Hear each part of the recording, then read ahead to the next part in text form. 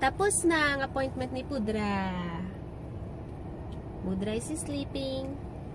Kaya siguro lang, kaya pala. So, another Tagalog WOTD. Sana siguro sabi ni Al, sana may lagi. We're eating our baon.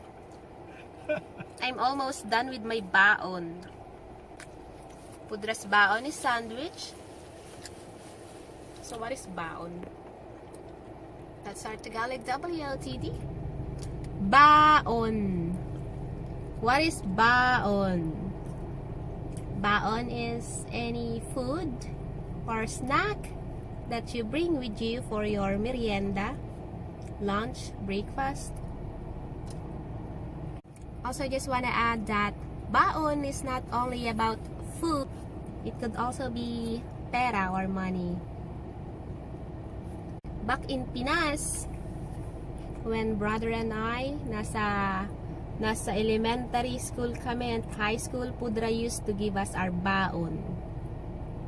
I forgot na how much Pudra used to give us. Magkano pang binibigay mo sa amin dating baon? Is it 20 pesos? More than? More than? Yeah.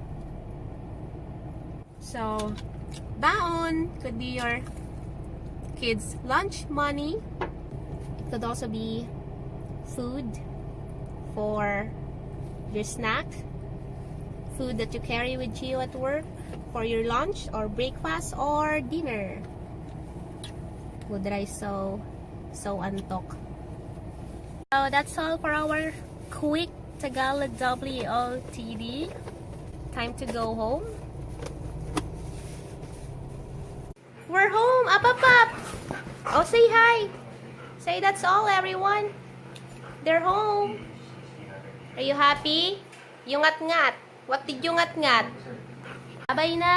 Bye-bye! They're home, people. What did you ngatngat?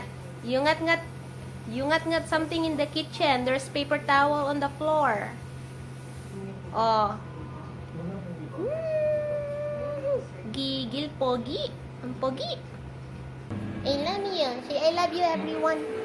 Love you, everyone. I love you, everyone. Say, bye-bye na, everyone. Huh? Is it hot? Is it hot, Coco Boy?